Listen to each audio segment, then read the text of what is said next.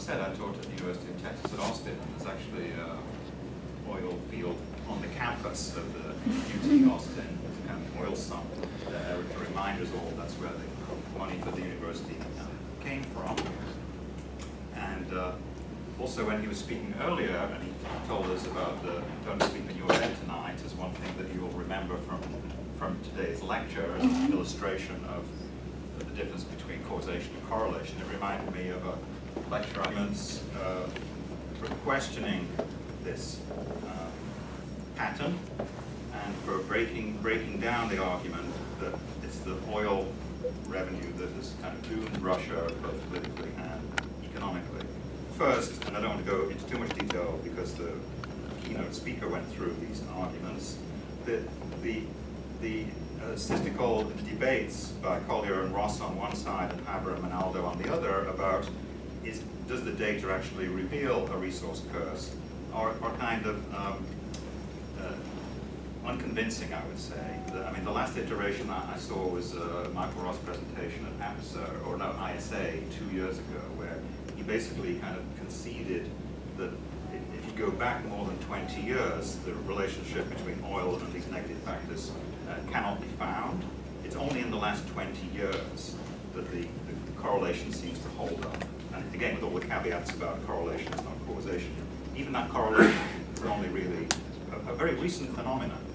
So if you're trying to analyze states such as Russia, or any state for that matter, that has institutional legacies that go back more than 20 years, how much use is it to know about the special, as it were, power of oil revenue during the last 20 years?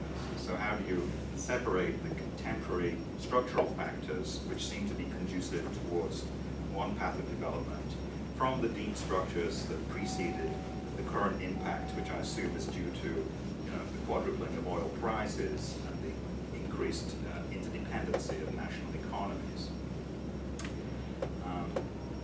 Especially, in the case of Russia, Russia's not only 1,000 years of state tradition, it's also more than 100 years of oil production as well, being the first outside the United States, the first producer and exporter of oil from Baku in the 1890s. So the place of oil in Russia's political economy has been institutionalized, in two previous regimes, Tsarist and Soviet, before the post-Soviet. So you have to kind of unpack all of that history, or try to isolate that history from the contemporary impact of the oil price boom. That's my first general point. The second point is an obvious one, but it bears restating. The Russian state tradition has a very strong institutional legacy, going back, if you believe the aforementioned Richard Hyves with his discussion of lack of property rights, or Richard Helly with his analysis of the cycle of the service class being created from above to run an imperial project that kept expanding the territory of the country under the Tsars and the Soviets. This very robust, deep state tradition of Russia clearly predates oil and over-determines the impact of oil, you can argue. And so the Russian curse is more important than the oil curse. Or, to quote the book from Hill and Gaddy, the Siberian curse, the unique geographical features of Russia as a state. The Russian extractive economy also predates the oil curse. Again, Alexander Etkin wrote a book about the history of Tsarism as a history of extraction, going back to the Yasaku fur tax from the 15th century onwards. So the extractive state model in Russia predates the arrival of oil. They were extracting furs or grain and alcohol from the peasants. So it's an extractive state model, but oil is just the last in a long series of resources that the state has extracted from the territory. The most recent piece of work I've done on this subject just appeared online in Post-Soviet Affairs Journal. It was a study of oil and national identity in Russia under the Norwegian Neo-Rus project. And I was looking at why is it that oil and gas don't feature in Russian national narrative very much. They're not invoked neither by the elites nor by the people as core to Russian identity in the same way that, say, in Norway, oil is now part of Norwegian identity. or in Algeria or whatever, these countries have far more prominent role for energy in their narrative about who they are and where they're going. Whereas in Russia, I did elite interviews, nobody wanted to talk about oil. It's like it's dirty, it's backward, we're not Saudi Arabia. Russia's identity is vested in military power and scientific achievement, not in oil extraction. Even though they know the reality of the economy is it's oil dependent, they're in kind of petro-denial and want Russia to be something else. And we had an opportunity to do a survey, a national survey on Russian national identity, and I included 3 questions in that survey. This was in May 2013, on popular attitudes towards oil. And asked them whether people agreed with statements like Russia is an energy superpower, or the opposite statement that Russia is a raw materials appendage of the West. And then the 3rd question was about the Gazprom slogan, that Gazprom is our national treasure. And what I found was, first of all, 70 to 80% of people recognize those slogans, so the public was actually tuned in to oil and gas. But their attitudes were very contradictory. They agreed with all of them. They thought that both Russia, yes, it is an energy superpower, but also it's in danger of being dependent on the West. So again, we come away from the oil curse with not quite sure whether it's a strength or a weakness. One of the interesting results of the survey was the regional breakdown. There were very strong differences, 20 to 25% differences between support for those slogans, positive or negative, from west to east. So there was more positive attitude towards oil and gas in European Russia, and more negative attitudes as you headed east to the Urals and Siberia, which is kind of odd because that's where the oil and gas is. The people in the regions pumping it out don't see the fruits, but the people in Moscow and Petersburg, they kind of see they have better supply of gas from Gazprom, plus they see the influence of Russia on Europe, I guess, as being more close to their interests. Anyways, that's my first point about Russian identity and the Russian curse beating the oil curse. So that's my second point. The third point is about Russia's complex and advanced economy, that Russia is different from most petrostates in having a much broader and deeper modern economy with a manufacturing sector. They produce automobiles, they produce tractors, but also produce space rockets that the US currently cannot produce, and atomic power generators. So we're not talking about a kind of banana republic, right? We're not talking about just people sitting around an oil well watching it spout oil. We're talking about a diverse economy. Now the downside is that 50% of that manufacturing base has been lost since the collapse of the Soviet Union. So again, it's a complex story, but even despite that post-Soviet economic contraction, the Russian economy today, is producing 1 million cars a year. It does have a breadth of social interests, which does influence decision makers. Now, the institutionalization of those diverse social interests is weak. Democracy is weak. The Communist Party, which had integrated different economic sectors into decision making, has exploded, is gone. So the representation of the agrarian lobby or the steel sector or the auto industry or the railways is weaker, constraint on Putin's decisions than it would be in a democracy or in a communist system. But still, Putin cannot ignore the social groups, and so his energy policy cannot be dictated, as it were, by the laws of the oil curse. His economic policy has to redistribute some of the rents away from the oil sector to keep these other sectors happy, as it were. And so this I think is more it's a more complex social economy in Russia than is the typical oil curse. And the case in point would be the tremendous pressure the system was put under by the 2008 financial crash, and when worker protests started appearing, the famous Piccolo incident in 2009, when workers shut down a highway because the concrete factory wasn't paying wages, Putin flew to the city and had a meeting with the oligarch Oleg Deripaska, who owned the factory, and kind of threw a pen at him. They said, sign the document that you'll subsidize the factory. So they didn't use repression, they used buying off the workers. So that I think is one example that illustrates that it's not just your typical, stereotypical oil state. Moving ahead quickly to my final argument is so the third point was it's a more complex economy. My fourth and final point is that there's pluralism even within the resource sector. So we're not just talking about oil extraction, it's oil and gas. So 2/3 of the revenue is from oil, but 1/3 is from gas. And gas is particularly important because they use export revenues to cross-subsidize domestic, industrial, metal industry, and household producers. So there's this feedback loop between energy exports and domestic political economy, which again is kind of unusual, I think.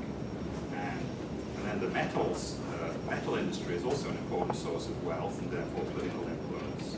And the metals industry does have a large workforce, unlike the oil industry, but it's it's more than 50% energy intensive, as it were. So the aluminum plants depend on cheap electricity. Some of it they get from hydropower, some of it they get from the grid. The grid gets it from Gazprom.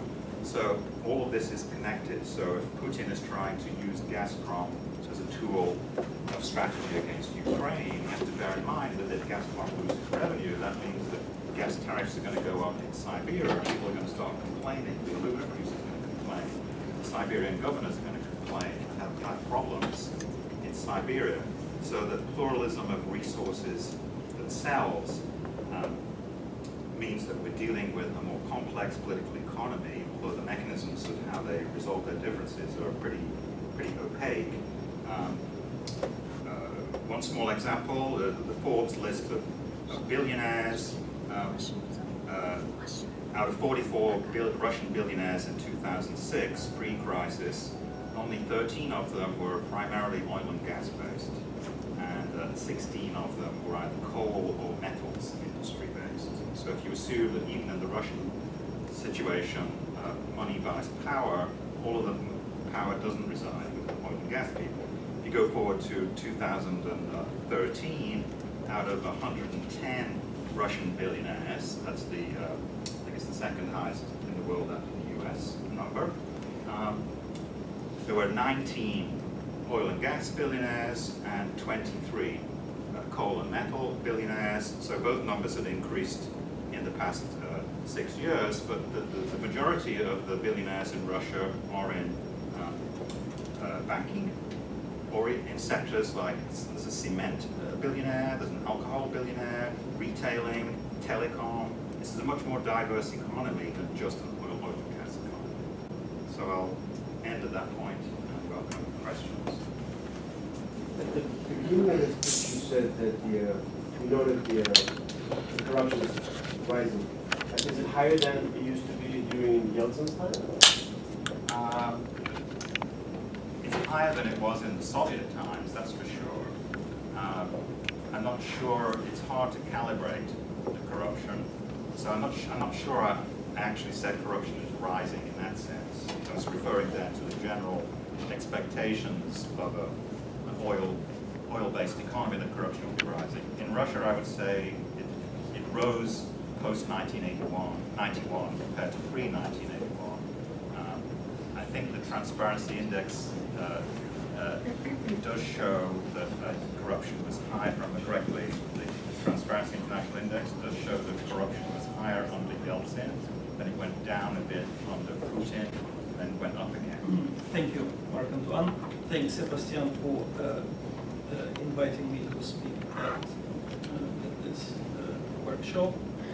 And in the spirit of questioning the dogma about the resource curse, I think Kazakhstan is a good example in the sense that the advice the country received from the international financial institutions how to deal with the potential Dutch disease was to the conventional one, was to create the national fund, which Kazakhstan did as a stabilization fund to accumulate windfall oil revenue to ensure that the stability of Kazakhstan's economy against the price swings of oil. The assets of the National Fund have been managed by the National Bank of Kazakhstan, and compared to the most of oil funds in the world, it has been very transparently run. I don't have a table, but on a scale from 1 to 10, its ranking was number 8. Norway's number 10, Russia's number 5. So as you can see, the Kazakhstan was doing everything by the book to again accumulate those revenues and to ensure that its assets are invested in accordance with the advice of the international financial institutions, which was to invest abroad. But whereas the Norwegian pension fund, global and government pension fund Norway, in terms of their revenues, annual revenues, which were exceeding 15%, Kazakhstan's investment in overseas securities has not paid off that much. The annual revenue has been recently 4.4%. Besides acting on the advice of the international financial institutions, Kazakhstan invested in government bonds of countries like Spain, Greece, and Italy, which, as you can imagine, at the time of global financial and economic crisis, led to the loss of tens of millions of dollars. Kazakhstan hence switched to a different model of using its oil resources, which has been advocated by a group of economists outside of the international financial institutions, specifically meaning investing in the development of human capital and development of infrastructure. Indeed, Kazakhstan, unlike Russia, which had developed industry at the time of its independence, has been lacking manufacturing production, developed industry. 92% of its enterprises were essentially all union subordination and part of the military-industrial complex. So it did make sense to invest its resources to develop domestic industry and infrastructure. Infrastructure is critical for the future economic development of Kazakhstan, since it is needed to integrate the country and create a market in the country. Because without that physical infrastructure, Kazakhstan still remains essentially an unintegrated market. It occupies 117th place in the quality of roads. The other strategy that has been chosen in 2 years ago, known as Kazakhstan 2050, was to diversify the economy to avoid this resource curse through the development of the small and medium enterprises in non-extractive sectors to again diversify the economy, given its growing dependence on particularly consumer imports. In developed economies, SMEs, as it is well known, are the engine of economic growth. 95% of all enterprises and 70% of the labor force in developed economies are in the small and medium enterprises sector. In Kazakhstan, its share is small, but the goal set by Kazakhstan 2050 program is to increase the share to 36% by 2020 and 50% by 2050. What's interesting is that this strategy has been tied to the development more equal development of Kazakhstani regions. Hence, the development of the SME sector has been assigned to the newly created Ministry of Regional Development. The SME sector is currently highly skewed toward two geographic areas, Astana and Almaty. 40% of the SME sector in Kazakhstan is located in those two sectors. What's interesting about Kazakhstan is a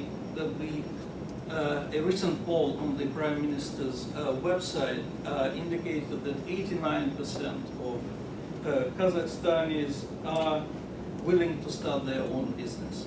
This is essentially the same economic behavior as in the developed economies. For example, in Belarus, only 46.9% want to work in the private sector. The obstacles to avoid the resource curse and diversify the economy via the development of the SME sector are the following. As witnessed by the answers to the poll. 30% of Kazakhstanis cite high administrative and tax burdens.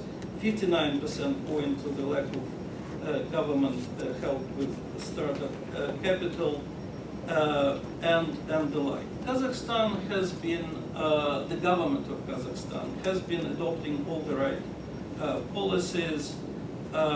The exemption of SMEs from any form of checks for the first 3 years, reporting and accounting paperwork electronically, which is should reduce the costs of running business by 30.4 million.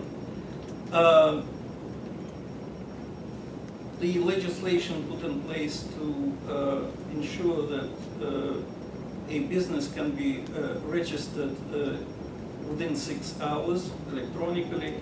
So all the right policies have been put in place, yet we see, like is the case in Russia, that so far there has been no, how do I move? The share of oil and other raw materials in Kazakhstan's exports is growing. In 95, fuels and raw materials were about 43%. In 2007, it's already 76%. In 2011, it's 91% share last year it dropped to 88%.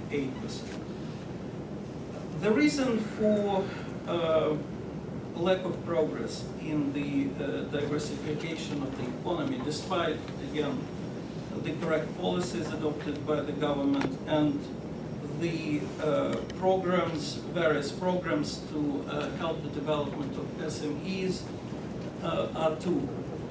The growth of the government and its inefficiency in promoting the development of SMEs, and second, the banking policies in Kazakhstan, rather the behavior of Kazakhstani banks.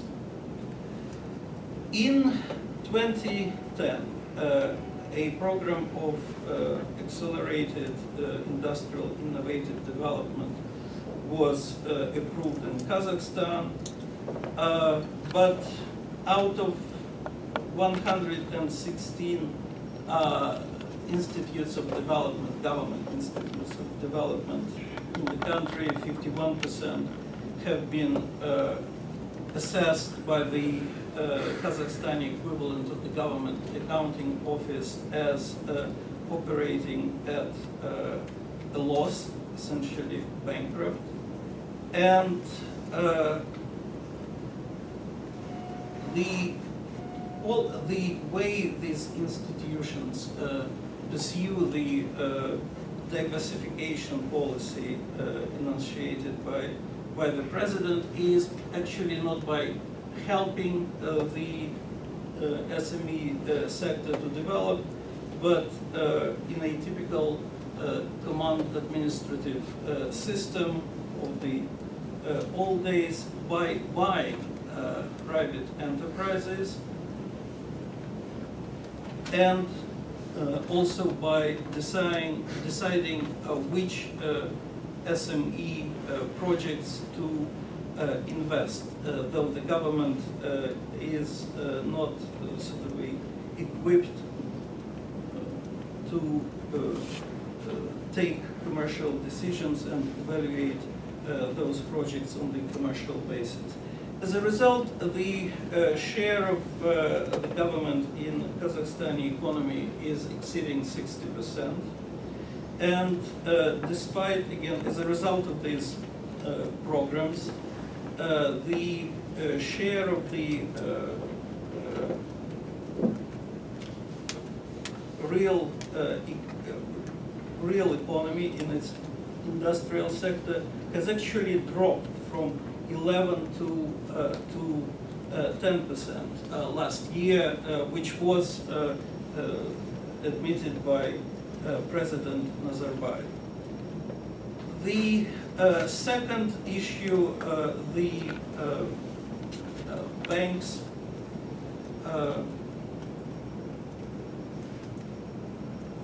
Kazakhstan currently is the #1 country in non-performing loans.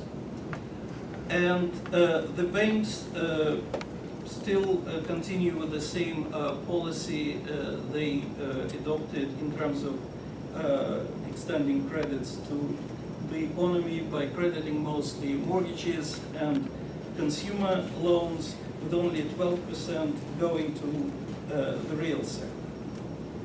What's more, despite the fact that the government has allocated $1 million for the development of small and medium enterprises, which are to be distributed through the second-tier banks. The recent audit revealed that most of the banks use those money for prakrutka, the diversion of state funds allocated for a specific purpose for profit, which was rampant in the first years of independence. Thus, as a result, the share of, again, natural resource rents in GDP in Kazakhstan is currently 8% compared to 22% in Russia. Dollarization is 50%, since the population is, especially after the second devaluation, is losing trust in national currency, and hence is averse to deposit the money in the banking system. The banking system is the deposits, the population deposits in the banks of Kazakhstan are $24 billion, whereas as the chairman of the National Bank admitted, $18 billion are held under the mattress. The share of banking deposits to GDP is just 12%, which compared to 25% in Russia, which also prevents private investment in the development of small and medium sector enterprises. So to sort of finish, despite the fact that Kazakhstan has adopted all the right policies to avoid the resource curse and stimulate diversification of the economy through the development of small and medium sector enterprises, there are two challenges to the implementation of that policy, and it's not, again,